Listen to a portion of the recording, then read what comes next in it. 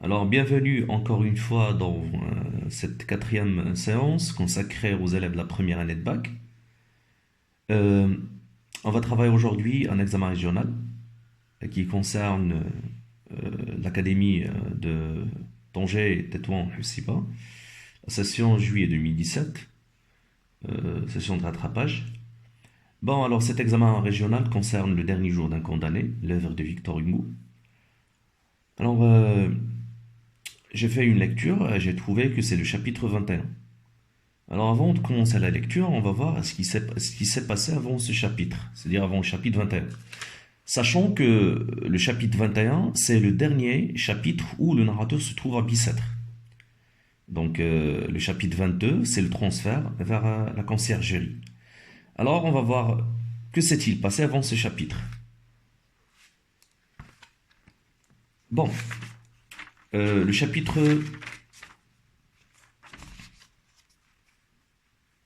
Le chapitre 18. Pendant que j'écrivais tout ceci, ma lampe a pâli, le jour est venu. L'horloge de la chapelle a sonné 6 heures. Donc le narrateur était en train d'écrire. Euh, il a entendu l'horloge de la chapelle qui sonnait 6 heures. Qu'est-ce que cela veut dire? Le guichetier de garde vient d'entrer dans mon cachot.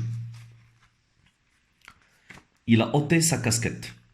C'est-à-dire que le guichetier euh, se comporte poliment, gentiment, avec politesse avec le condamné à mort. M'a salué. Pour le condamné, c'est quelque chose de bizarre, hein, parce qu'il avait l'habitude d'être brutalisé par le guichetier. Mais maintenant, le guichetier salue le condamné. C'est excusé de me déranger. Encore, les gestes du guichetier sont bizarres. Elle m'a demandé, en adoucissant de son mieux sa rude voix. C'est-à-dire, le guichetier parle d'une manière très polie, d'une manière très douce avec le condamné à mort. Alors, qu'est-ce qu'il lui a demandé? Ce qu'il désirait à déjeuner. Donc, on voit le guichetier qui vient chez le condamné à mort dans sa cellule et lui demande ce qu'il désire à déjeuner. Il m'a pris un frisson. C'est-à-dire, lorsque le condamné voit que le guichetier lui demande ce qu'il veut à déjeuner, donc une grande peur a envahi le narrateur. Est-ce que ce serait pour aujourd'hui? Donc le narrateur commence à comprendre que c'est le jour de son exécution. Alors la réponse, c'est dans le chapitre 19. C'est pour aujourd'hui. Donc vous voyez, c'est une certitude. C'est pour aujourd'hui. Pourquoi? Donc vous avez le directeur de la prison lui-même vient de me rendre visite. Parce que dans son séjour à Bicêtre, il ne voyait pas le directeur de la prison. Mais aujourd'hui, il le voit. Il m'a demandé en quoi il pourrait m'être agréable ou utile. C'est-à-dire, le directeur de la prison propose ses services, a exprimé le désir que je n'eusse pas à me plaindre de lui ou de l'un de ses subordonnés. S'est informé avec intérêt de ma santé. Donc voilà le directeur de la prison qui s'intéresse au narrateur, à la santé du narrateur. Et de la façon dont j'avais passé la nuit. En me quittant, il m'a appelé monsieur. Alors, il lui dit monsieur, c'est-à-dire sorte de respect. Donc, une certitude, le condamné comprend que c'est pour aujourd'hui. C'est-à-dire que c'est son jour d'exécution. Alors maintenant, on va passer au chapitre 21. Alors dans le chapitre 21, je suis calme maintenant, tout est fini, bien fini. Je suis sorti de l'horrible anxiété où m'avait jeté la visite du directeur. C'est-à-dire la visite du directeur a causé une grande peur au narrateur. Car, je l'avoue, j'espérais encore. Maintenant, Dieu merci, je n'espère plus. C'est-à-dire, avant la visite du directeur, le narrateur avait encore de l'espoir d'échapper à cette sentence. Mais après la visite du directeur de la prison, donc pour le narrateur, tout est fini, donc il n'espère plus. Voici ce qui vient de se passer. Au moment où 6h30 sonnaient, non, c'était l'avant-quart. La porte de mon cachot s'est rouverte. C'est-à-dire, on va voir que quelqu'un d'autre va venir visiter le condamné à mort dans son cachot. Alors, c'était qui? Un vieillard à tête blanche, vêtu d'une redingote brune, est entré. Il a entrouvert sa redingote, j'ai vu une soutane, un rabat. C'est-à-dire, ça c'est la description du côté vestimentaire de ce vieillard qui vient d'entrer dans la cellule. Alors, son côté vestimentaire montre que c'était le prêtre. Donc, vous voyez redingote, vous voyez soutane, vous voyez rabat. Alors, c'était un prêtre. Alors, le prêtre, c'est un homme de religion, alors qui vient pour un petit peu soulager, pour réconforter, pour préparer spirituellement le condamné à la guillotine, c'est-à-dire à l'exécution. Ce prêtre n'était pas l'aumônier de la prison, cela était sinistre. Alors, il s'est assis en face de moi avec un sourire bienveillant. Donc, ici, c'est le prêtre avec le condamné à mort. Maintenant, il y a la visite d'un autre personnage. La porte s'est rouverte une seconde fois. Le bruit des verrous nous a arrachés. Moi, à ma stupeur, parce que le narrateur était stupéfait. Alors, le bruit des verrous a arraché le narrateur de sa stupeur. Lui, c'est-à-dire le prêtre, à son discours. C'est-à-dire, lui, le prêtre était en train de parler au narrateur. Donc, le bruit des verrous a arraché le prêtre de son discours. Alors, qui est venu? Une espèce de monsieur en habit noir. Alors, et s'il vous plaît, c'est un petit peu le commencement de notre texte de l'examen régional. Une espèce de monsieur en habit noir. Donc, c'est un monsieur qui porte des habits noirs, accompagné du directeur de la prison. Donc, on voit que les choses sont officielles. Donc, ce monsieur s'est présenté et m'a salué profondément. Toujours, vous voyez la politesse de ceux qui visitent le condamné à mort pendant son dernier jour. Cet homme avait sur le visage quelque chose de la tristesse officielle des employés des pompes funèbres. C'est-à-dire que cet homme qui vient visiter le condamné à mort essaye de faire semblant d'être triste. Il tenait un rouleau de papier à la main. Donc, il apporte une nouvelle au condamné à mort dans ce papier. Alors, qu'est-ce que nous savons, nous? Nous savons que le narrateur, le condamné à mort est pourvu en cassation. C'est-à-dire, il attend la réponse de son pourvoi en cassation. Donc, ce monsieur, c'est lui qui a apporté la réponse du pourvoi. Monsieur, m'a-t-il dit avec un sourire de courtoisie. Toujours la politesse. Je suis huissier près de la Cour royale de Paris.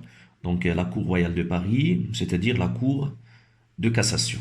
J'ai l'honneur de vous apporter un message de la part de monsieur le procureur général.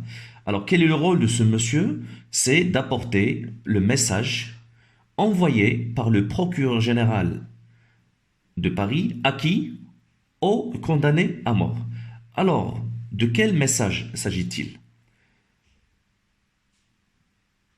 La première secousse était passée.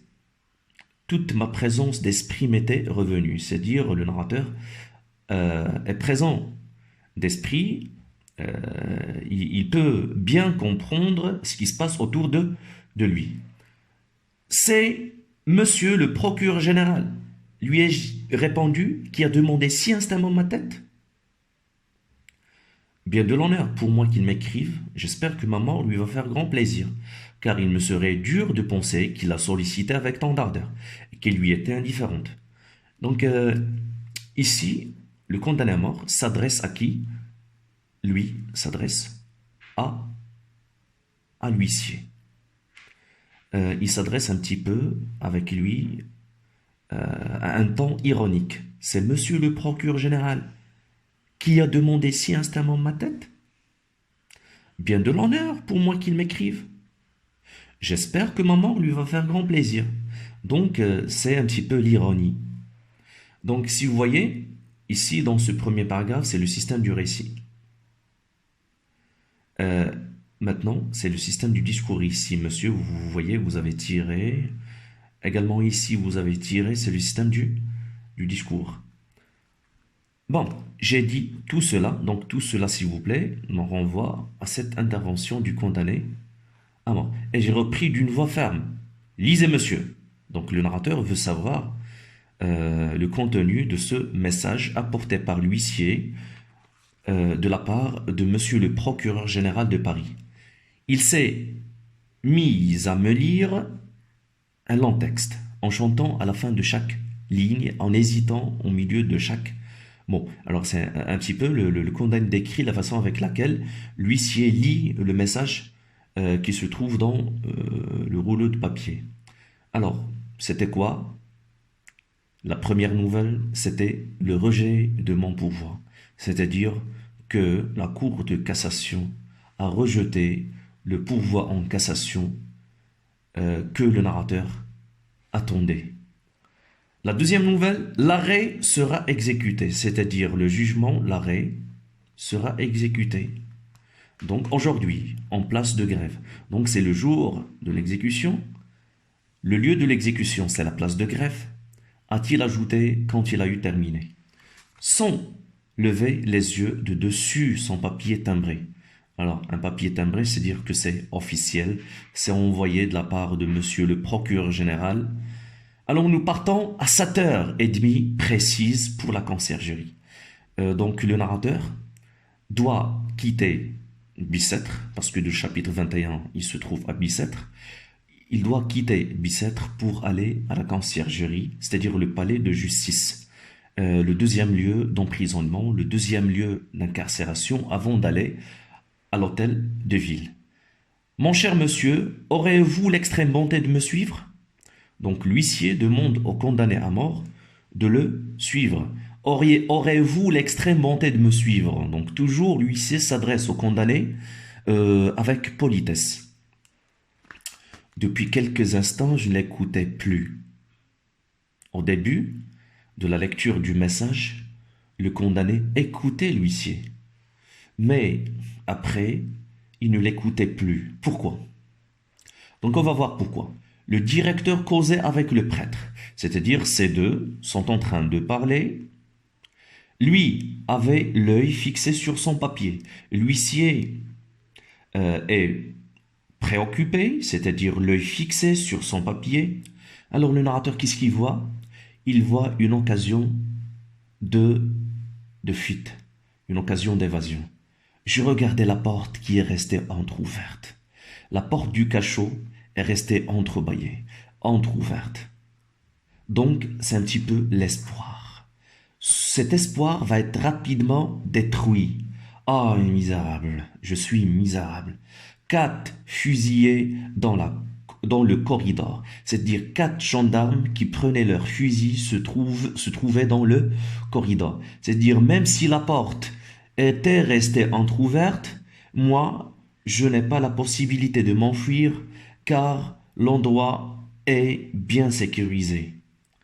L'huissier a répété sa question en me regardant cette fois. Quand vous voudrez, lui ai-je répondu, à vos thèses. C'est-à-dire l'huissier redemande au condamné à mort de le suivre. Il m'a salué en disant « J'aurai l'honneur de venir vous chercher dans une demi-heure. » C'est-à-dire, ils vont quitter Bicêtre à 7h30.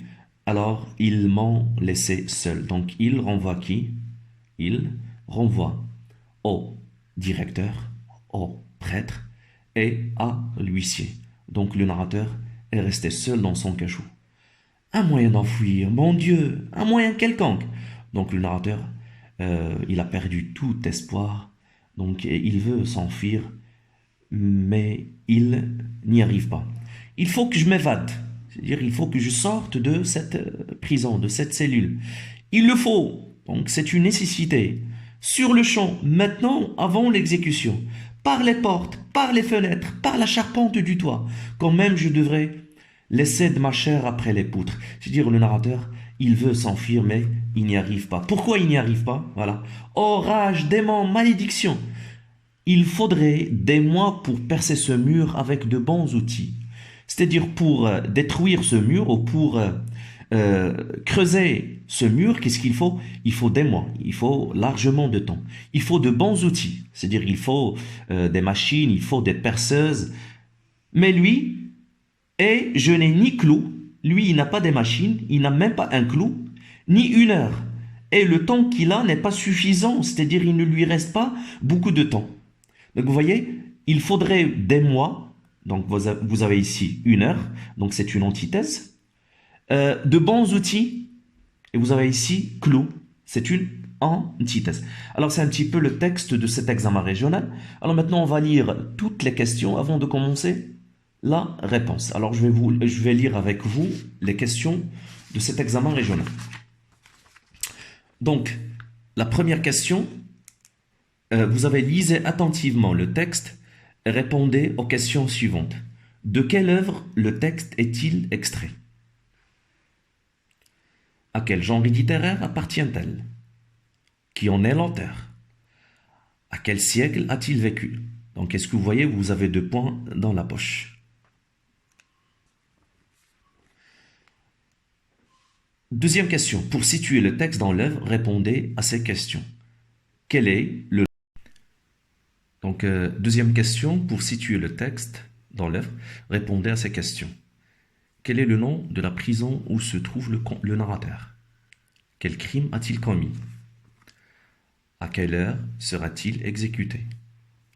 Quel est le nom de la place où il sera exécuté? Troisième question. Quel est le métier du monsieur qui se présente en narrateur?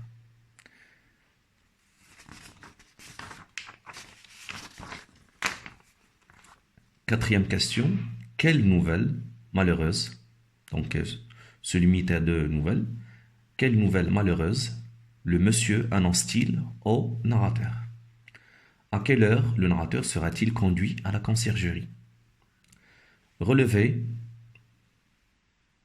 dans le texte 4 mots appartenant au champ lexical de la justice. À quel mot renvoient les 2 pronoms soulignés dans le texte? Dans le texte, on vous a souligné les 2 pronoms. Donc voici les pronoms soulignés, lui, elle. On vous demande à quoi renvoie-t-il?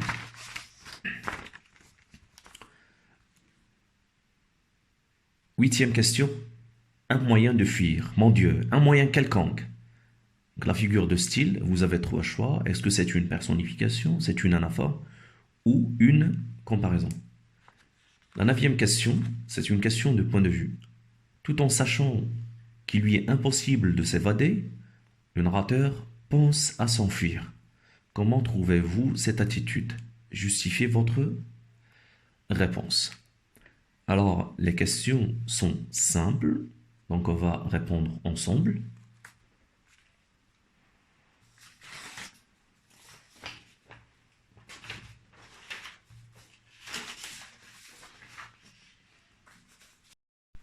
Donc, s'il vous plaît, donc on va répondre ensemble. La première question. A. De quelle œuvre le texte est-il extrait? Donc, il faut une reformulation. Donc, on nous demande l'œuvre. Le sujet, le texte est extrait de. Le texte est extrait de.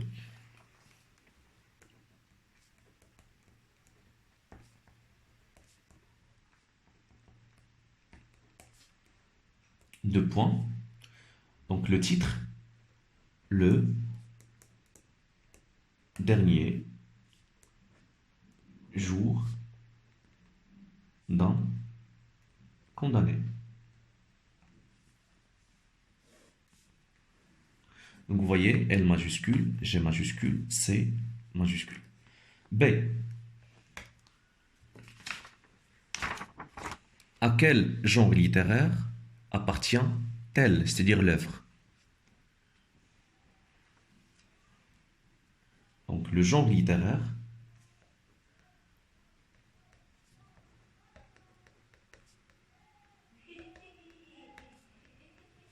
roman, A, thèse. C. Qui en est l'auteur, c'est-à-dire qui est l'auteur de l'œuvre?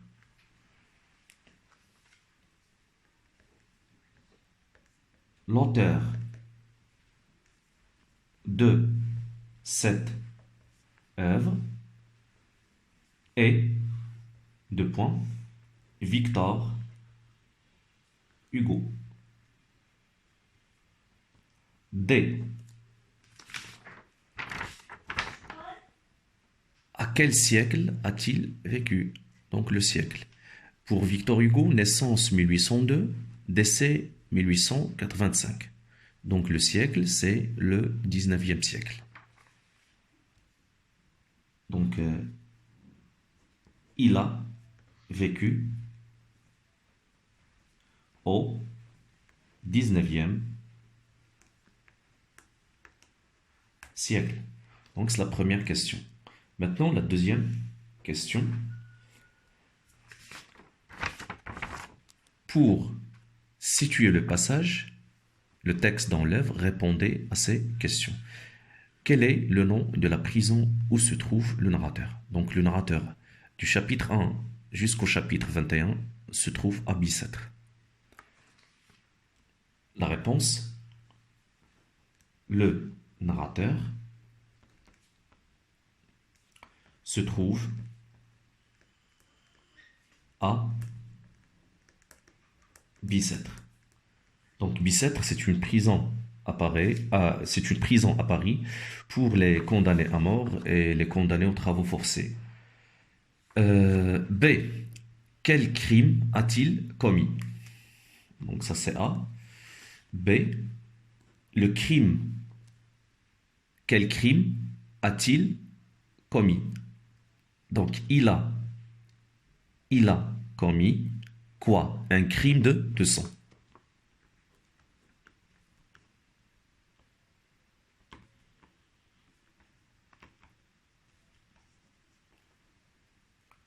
C'est-à-dire, il a versé du sang. C. À quelle heure sera-t-il exécuté? Donc vous avez dans le dernier chapitre de l'œuvre 4 heures. Donc c'est l'heure de l'exécution. Il sera exécuté à 4 heures.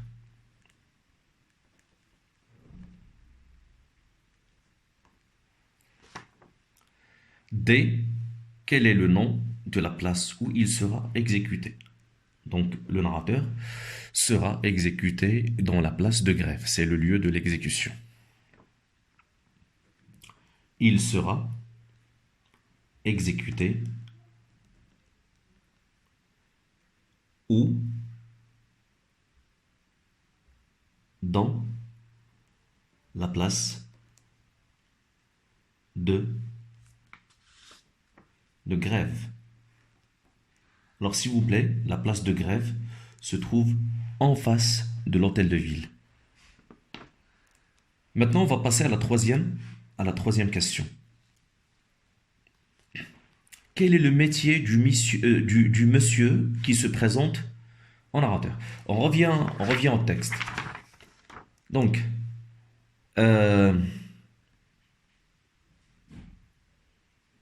vous avez dans le texte, monsieur, m'a-t-il dit avec un sourire de courtoisie, je suis huissier. Donc, c'est dire un huissier, quelqu'un qui travaille dans le domaine de la justice et qui s'occupe un petit peu des correspondances entre la cour et les personnes en litige, entre la cour et la prison, entre la cour et les différentes administrations. L'aoun qadai, huissier. Alors, la réponse, donc, quel est le métier du monsieur qui se présente en narrateur? Alors, le métier du monsieur qui se présente en narrateur. Deux points, huissier. Une deuxième manière de répondre, le monsieur qui se présente en narrateur est un huissier. D'accord? Le monsieur qui se présente en narrateur est un huissier. Maintenant, on va passer à la quatrième question.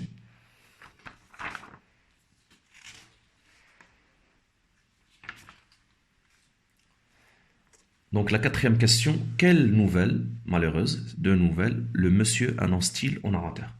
On revient au texte. Donc, il s'est mis à lire, c'est-à-dire il commence la lecture d'un long texte, en chantant à la fin de chaque ligne et en hésitant au milieu de chaque mot. C'était le rejet de mon pouvoir. Donc, la première nouvelle malheureuse, c'est le rejet de son pouvoir. Donc, on va dire quatrième question. Première nouvelle malheureuse, deux points, le rejet du pouvoir. Maintenant, on va voir la deuxième nouvelle malheureuse. L'arrêt sera exécuté aujourd'hui, c'est-à-dire c'est le jour de l'exécution. Deuxième nouvelle malheureuse.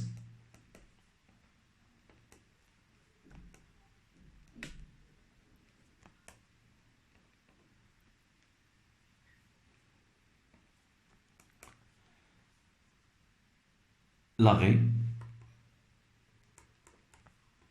sera exécuté aujourd'hui.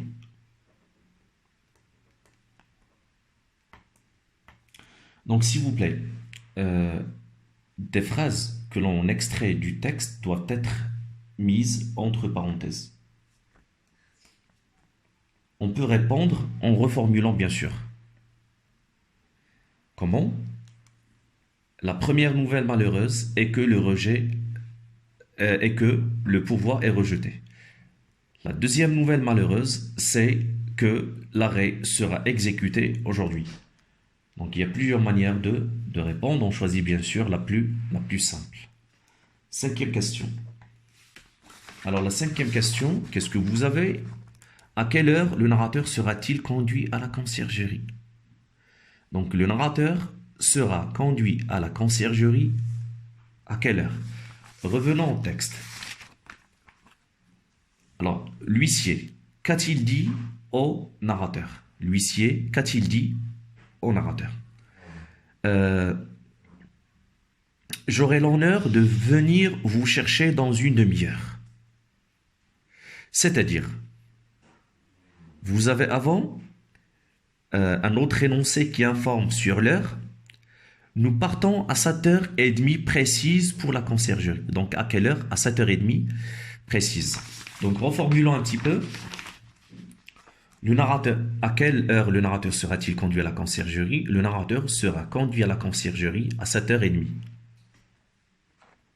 Le narrateur sera conduit à la conciergerie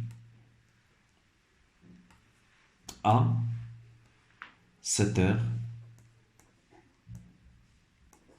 et demie. Donc, vous avez l'information ici. Nous partons à 7h30. D'accord? Sixième question. Relevez dans le texte 4 mots appartenant au champ lexical de la justice. C'est-à-dire, on vous a demandé des mots, pas des expressions. Vous faites attention à ce niveau-là, s'il vous plaît. Quand on vous demande des expressions, il faut extraire des expressions, il faut relever des expressions. Quand on vous demande des mots, il faut relever des mots. Alors, quand on vous laisse les choix, donc dans ce cas, on a le choix.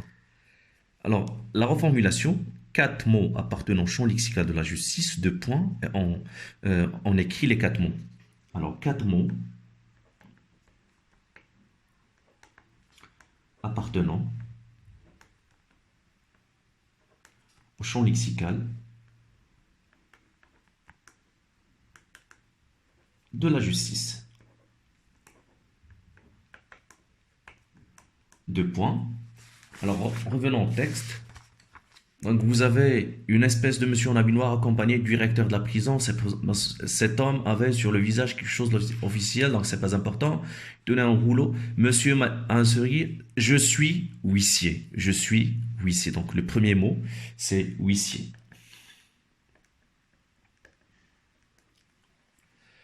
Alors, j'ai l'honneur de vous apporter un message de la part de monsieur le procureur général de Paris. Donc vous avez procureur.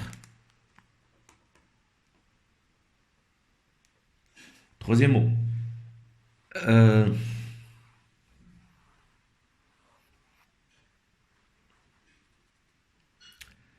donc vous avez le rejet de mon pouvoir. Vous avez pouvoir. Également, l'arrêt sera exécuté. Vous avez l'arrêt.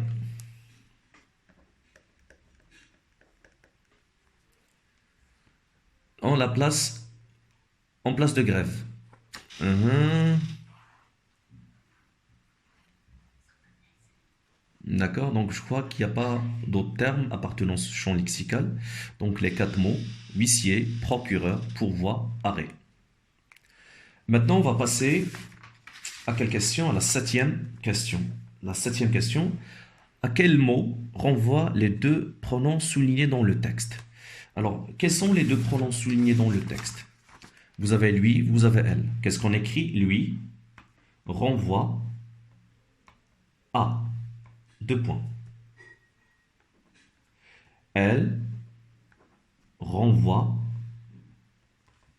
à. Deux points. Donc, c'est monsieur le procureur général lui ai-je, c'est monsieur le procureur général lui ai-je répondu. J'ai répondu au procureur, à qui? Le narrateur parle à qui? J'ai répondu à l'huissier. Donc lui renvoie qui? À l'huissier, parce que la discussion était entre l'huissier et le narrateur. J'ai répondu à l'huissier. Donc lui renvoie à l'huissier. À. Bon, le pronom elle. Car il me serait dur de penser qu'il l'a sollicité. J'espère que ma mort lui va faire grand plaisir. Car il me serait dur de penser qu'il a sollicité avec tant d'ardeur ma mort, et que ma mort lui était indifférente. Donc elle renvoie à la mort. C'est bien? Huitième question. Vous avez un moyen de fuir, mon Dieu, un moyen quelconque. Alors, quels sont les choix des figures de style? Quand on vous a donné une personnification, on va voir s'il y a une personnification, un moyen de fuir. Est-ce qu'il y a un élément personnifié ici? Non. Mon Dieu, non. Un moyen quelconque, donc il n'y a aucun élément personnifié, donc il n'y a pas de personnification. Essayons de voir, est-ce que c'est une comparaison? Un moyen de fuir, mon Dieu, un moyen quelconque, donc il n'y a pas un outil de comparaison, donc ce n'est pas une comparaison. Donc c'est une métaphore. Mais pourquoi c'est une métaphore? Alors vous avez ici deux énoncés, deux fragments. Le premier fragment et le deuxième fragment. Les deux fragments commencent par la même chose. Un moyen, un moyen. Donc c'est une anaphore. Qu'est-ce que l'anaphore? C'est une figure de style qui consiste à répéter un mot ou un groupe de mots au début de deux ou de plusieurs fragments successifs. D'accord? Donc la figure de style est l'anaphore.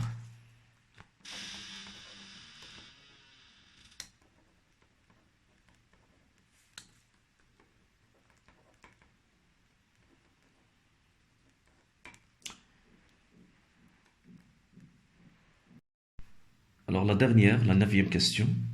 Tout en sachant qu'il lui est impossible de s'évader, c'est-à-dire même s'il sait que c'est impossible de s'enfuir, le condamné à mort, le narrateur, pense à s'enfuir, c'est-à-dire il veut sortir de la prison, il veut s'évader. Alors comment trouvez-vous cette attitude? Comment trouvez-vous le fait qu'il veut s'enfuir, qu'il pense à s'enfuir, même si même s'il lui est impossible de s'évader.